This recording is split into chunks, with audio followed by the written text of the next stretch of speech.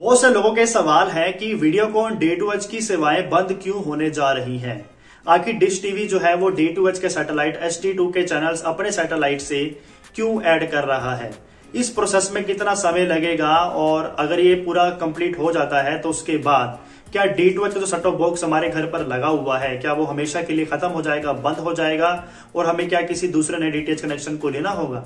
इन सभी सवालों के जवाब आपको आज इस वीडियो में मिलेंगे, क्योंकि D2H की सेवाएं काफी समय से डिश टीवी के साथ मर्ज होने के बाद चल रही हैं, लेकिन अगर आपको मैं बताऊं तो वीडियोकॉन D2H जो है वो ऑलमोस्ट इंडिया से समाप्त हो चुका है। आज भी हम वीडियोकॉन प्रोनाउंसिएशन जरूर लेते हैं D2H के साथ, क्योंकि वो फेमस ही वीडियोकॉन D2H के नाम से हुआ था। लेकिन अगर हम आज के बारे में बात करें तो वीडियोकॉन का कोई लेना देना नहीं है D2H के साथ। ये डिश टीवी का ही ब्रांड बन चुका है D2H, क्योंकि मोस्ट जो शेयर है, सबसे ज्यादा जो शेयर है वो डिश टीवी के हैं, D2H के काफी कम है। आप ये मानकर चलिए कि डिश टीवी ने सिर्फ D2H को सहारा दिया है अपने बिजनेस को रन करने के लिए, नहीं तो D2H का अस्तित्व तो पहले ही खत्म हो चुका था। अब D2H की जो ब्रांड वैल्यू है उससे कम करने का रीजन ये है कि D2H का सैटेलाइट अलग से शुरू से ही चल रहा है। जब वीडियोकॉन D2H की शुरुआत हुई थी वो तभी से ही ST2 सैटेलाइट का इस्तेमाल करते आ रहे हैं। अब उसकी जो लाइफ है सैटेलाइट की वो सिर्फ 2 या 3 साल की रह गई है, और आज की डेट में और हम पुराने समय में कंपेयर करें तो DTH बिजनेस जो है वो काफी नीचे की ओर आया है, क्योंकि मार्केट में जो है स्मार्ट टीवीज की डिमांड, मार्केट में वाईफाई कनेक्शंस की डिमांड, मार्केट में IPTV बॉक्सेस की डिमांड ज्यादा बढ़ी है, और इसी रीजन से DTH की जो मार्केट वैल्यू है वो काफी नीचे आई है। और डिश टीवी जो है वो उतना बड़ा रिस्क नहीं ले सकता कि डिश टीवी के लिए अपने DTH के लिए अलग से सैटेलाइट का इस्तेमाल करें, और D2H को बरकरार रखने के लिए उसका जो अलग से सैटेलाइट ST2 चल रहा है उसका भी पैसा वो अलग से दें। तो डिश टीवी ने ये डिसाइड किया कि भाई केवल हम एक ही सैटेलाइट का क्यों ना इस्तेमाल करें, क्योंकि ब्रांड तो हमारा एक ही हो चुका है। तो अलग अलग सैटेलाइट्स का इस्तेमाल करने का कोई फायदा नहीं है, पैसा बचेगा हमारा। एक सैटेलाइट SCS-8 को यूज करो, और अगर उसमें कभी कोई ट्रांसपोंडर स्पेस की प्रॉब्लम आती भी है तो हम नई फ्रीक्वेंसीज को खरीद सकते हैं। जो पैसा हम ST2 में सैटेलाइट्स को, ट्रांसपोंडर्स को खरीदने में लगाएंगे, वही पैसा हम अपने SCS-8 सैटेलाइट में ट्रांसपोंडर्स को खरीदने में लगाएंगे, तो हमारा पैसा भी बचेगा। और लोगों की जो कंफ्यूजन है, वीडियोकॉन D2H की अलग है, डिश टीवी की अलग है, सैटेलाइट्स को भी अलग अलग डायरेक्शन देनी पड़ती है, वो समाप्त हो जाएगी। अब कस्टमर जो है वो नॉर्थ का हो, ईस्ट का हो, वेस्ट का हो या साउथ का हो, उसका डायरेक्शन सिर्फ एक ही रहेगा, SCS-8 का 95 डिग्री ईस्ट का।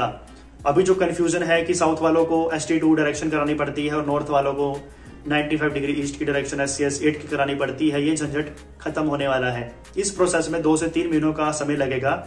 Almost Malayalam channels, Kannada channels और तेलुगु चैनल्स तो शिफ्ट हो ही चुके हैं। अब तमिल जो चैनल्स हैं वो मोस्टली बचे हैं, जो धीरे धीरे करके शिफ्ट हो जाएंगे अगले कुछ 1-आध महीने में। और उसके बाद हम मानकर चलिए साल 2026 से केवल एक ही सैटेलाइट यूज होगा, SCS-8 का। और जब आपके सेट टॉप बॉक्सेस में 2 सैटेलाइट्स के नाम आते हैं, ST2 का अलग आता है, SCS-8 का अलग आता है, वो खत्म हो जाएगा। आपके बॉक्सेस के अंदर एक नया सॉफ्टवेयर अपडेट आएगा, जिसके बाद केवल एक ही सैटेलाइट का नाम SCS-8 रह जाएगा। और बहुत से लोगों के मन में जो ये सवाल है कि क्या D2H के बॉक्सेस बंद हो जाएंगे, तो ऐसा नहीं है।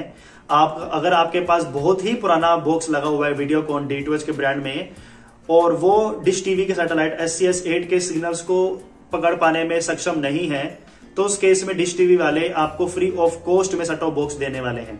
आपको 1 रुपए का चार्ज नहीं लगेगा, टेक्नीशियन विजिट का कोई चार्ज नहीं लगेगा, फ्री ऑफ कॉस्ट में आपको एक नया बॉक्स दिया जाएगा और पुराने बॉक्स को ले जाएंगे।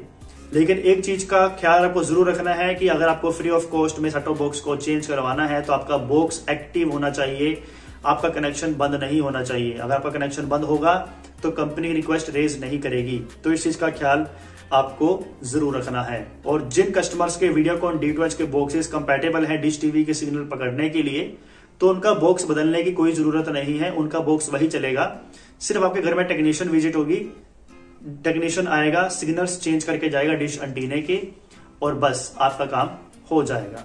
तो D2H के कस्टमर्स को बिल्कुल भी परेशान या घबराने की जरूरत नहीं है। उनकी सर्विसेज आगे भी जारी रहेंगी, कंटिन्यू रहेंगी डिश टीवी के माध्यम से।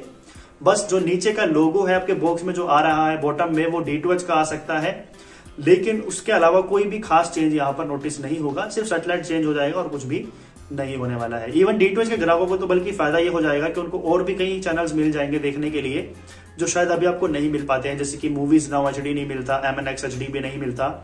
म्यूजिक इंडिया जो हिंदी म्यूजिक चैनल है वो भी नहीं आता आपके बॉक्स में।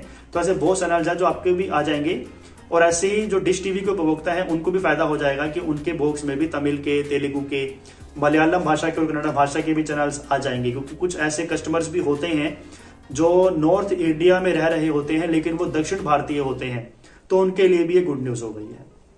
बाकी कोई सवाल है, कोई कंफ्यूजन है तो आप हमें कमेंट करके तो पूछ सकते हैं। नमस्कार।